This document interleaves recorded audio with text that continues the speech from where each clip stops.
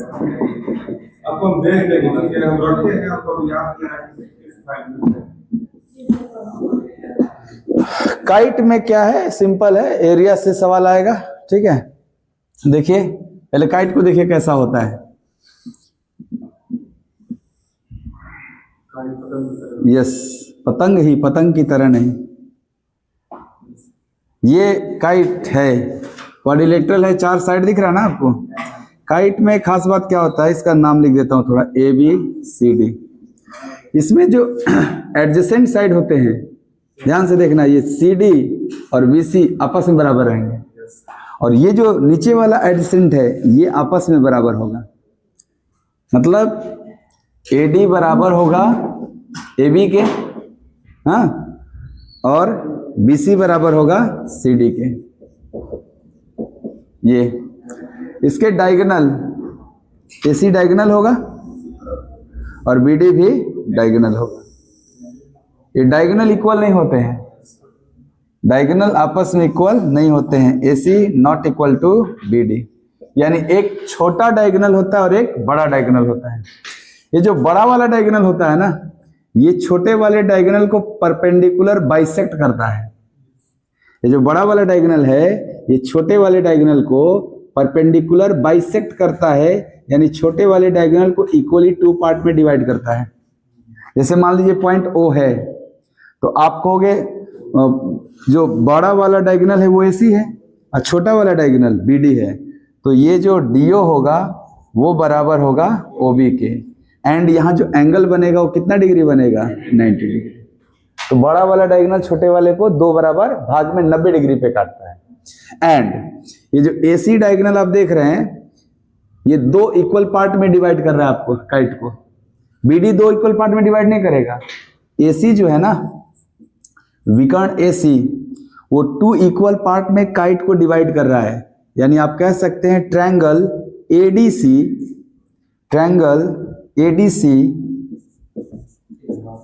नहीं कॉन्ग्रुएंट होगा ABC के।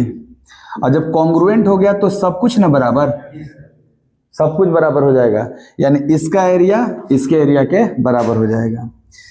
एंड अगर मान लो ABCD क्वाड्रिलेटरल जो बना काइट, इसी का एरिया पूछ दे कि ABCD काइट ABCD का क्षेत्रफल ये आ जाए, कुछ नहीं करना। रोम्बस का क्या था, हाफ D1 D2 था, काइट का भी वही होता है, हाफ पहला विकर्ण AC और दूसरा विकर्ण BD। सिंपल ऐसे निकाल लेना।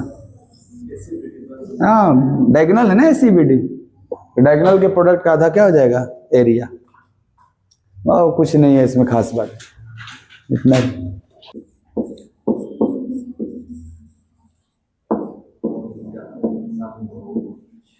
बहुभुज, पहले बहु को भोज देंगे, उसके बाद सभी बहुओं को भोज देंगे। देखिए केवल बहुभुज है ये, है ना।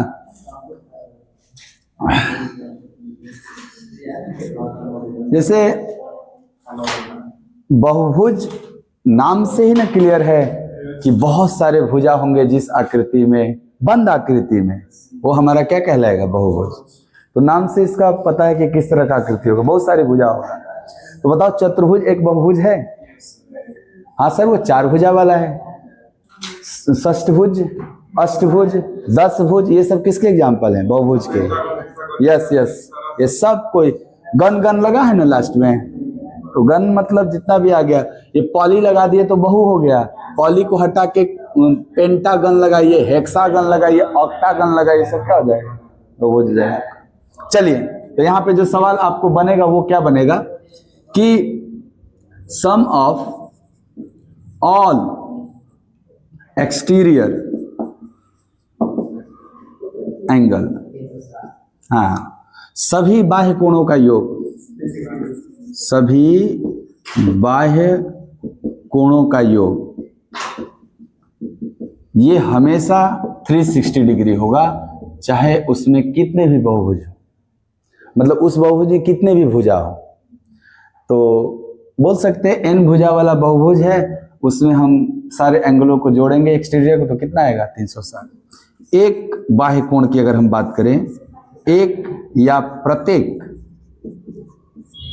बाह्य कोण की बात करें, तो आप कहोगे अब सर हमें चाहिए कि उस पॉलीगन में कितने साइड है या उसमें कितने भुजा है। तो मान लेते हैं कि n भुजा वाला बहुभुज है, उसके एक एक्सटीरियर एंगल का वैल्यू होगा 360 बटा में n, जहां n क्या है, भुजाओं की संख्या।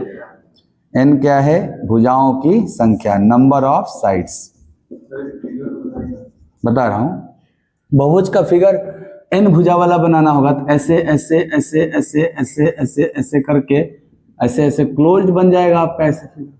इसमें n साइड्स हो गए, n साइड्स हो गए। तो समझिए ना जरा बात को कि ये n साइड, n का वैल्यू इतना बड़ा हो जाए, इतना बड़ा हो जाए कि जो लेंथ आपको ये दिखाई दे रहा है वो एकदम पॉइंट की तरह अगर दिखाई देने लगा, तो क्या आप बोल सकते हैं कि मतलब n का वैल्यू अगर इनफाइनाइट की तरफ जाने लगे तो अनंत भुजाओं वाले बहुभुज को सर्किल कहते हैं।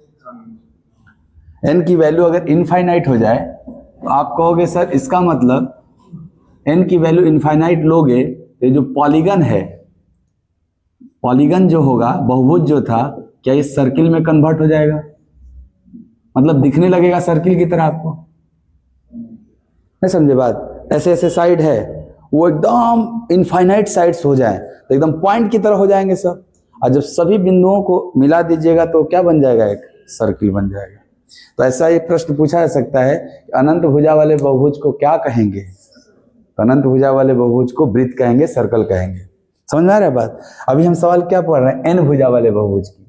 तो n भुजा वाले बहुभुज के बाह्य कोणों का योग और n भुजा वाले बहुभुज के एक बाह्य कोण का मान 360 बटा में n, जहां n क्या है, नंबर ऑफ साइड। अच्छा, किसी भी पॉलीगन में क्या नंबर ऑफ साइड और नंबर ऑफ एंगल बराबर होंगे? नहीं होंगे बराबर। मैं यहां लिख रहा हूं कि number of sides is equal to number of angles. ये बात सही नहीं है क्या? भुजाओं की संख्या बराबर कोणों की संख्या नहीं होगा क्या?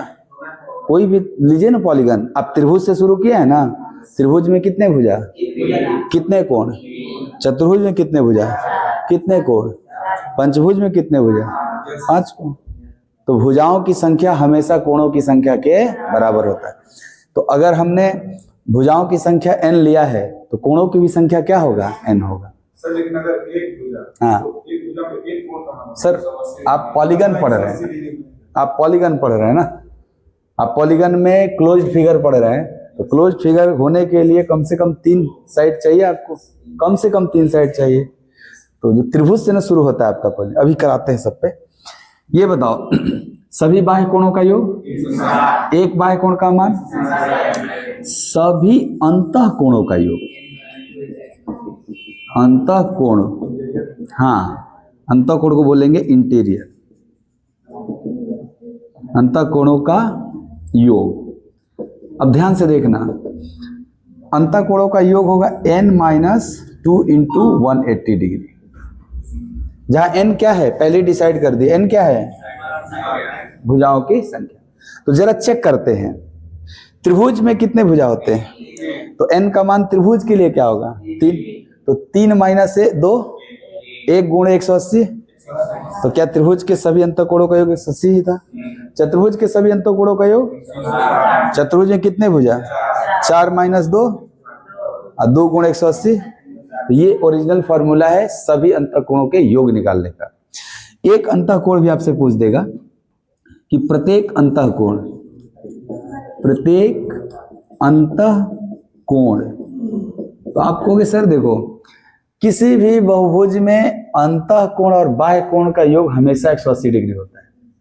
या मैं लिख दे रहा हूं, अंतः कोण प्लस बाह्य कोण बराबर 180 डिग्री, अंतः कोण प्लस बाह्य कोण बराबर 180, यानी ईच इंटीरियर प्लस एक्सटीरियर ये हमेशा क्या आएगा, 180 डिग्री। यानी एक अंतः कोण और एक बाह्य कोण को जोड़ा जाए तो हमेशा क्या आएगा, 180। तो क्या आपको एक बाह्य कोण पता चल चुका है, कितना होता है 360/n। तो अगर हम 180 में से 360/n घटा दें तो निकल जाएगा आपका एक अंतःकोण का मान। आपने बोला ना कि इंटीरियर प्लस एक्सटीरियर बराबर 180 डिग्री होता है, और एक्सटीरियर का वैल्यू क्या है 360/n। तो ये उधर जाएगा तो 180 में घट जाएगा, तो इंटीरियर का मान क्या हो जाएगा 180 माइनस 360/n। इतना बात समझ में आया? इसको आप लिखिए। पॉलीगन में आपसे नंबर ऑफ डायगोनल पूछ लिया जाए, नंबर ऑफ डायगोनल्स यानी कि विकर्णों की संख्या, विकर्णों की संख्या। तो कुछ नहीं, n इंटू n माइनस क्या 3/2 ऐसे कर लेंगे। तो ये है, ठीक है। मैं एक क्वेश्चन दे रहा हूं, आप सब करके दिखाइएगा। लिख दे रहा हूं मैं क्वेश्चन।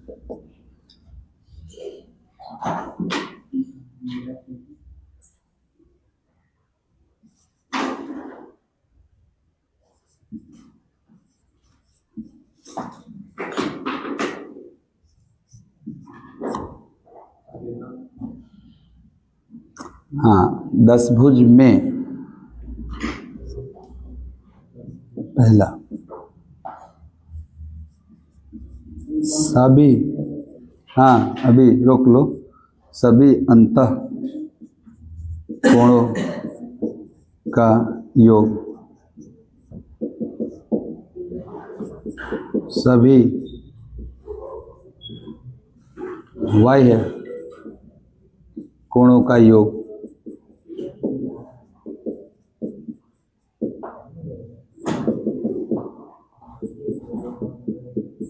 प्रत्येक बाह्य कोण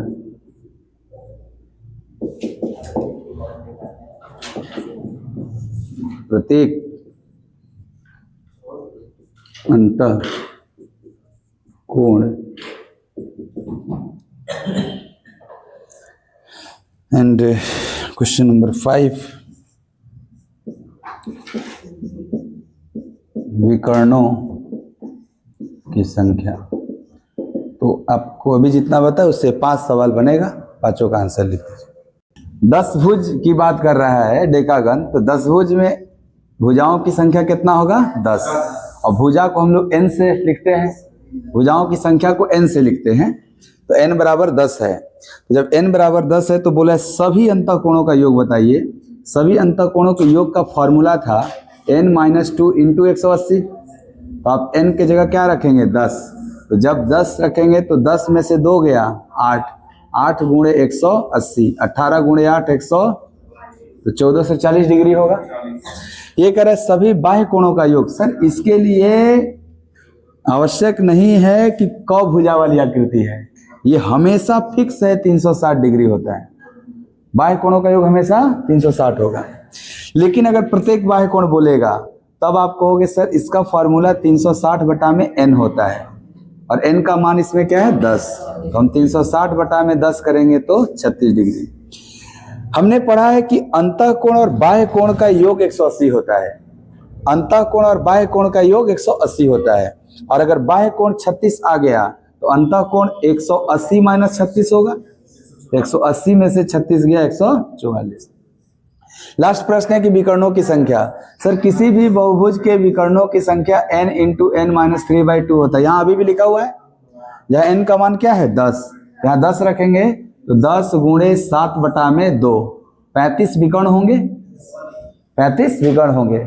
चतुर्भुज में कितने विकर्ण होते हैं चतुर्भुज में कितने विकर्ण होते हैं 2, n 4 न होगा चतुर्भुज में। तो जब यहाँ 4 रखेंगे ना तो 4 गुणे 1/2, 2 से 4 2 बार में कट जाएगा, तो चतुर्भुज में कितने विकर्ण होते हैं 2। ठीक है, तो कल हम पढ़ेंगे रेगुलर पॉलीगन, आज इतना ही।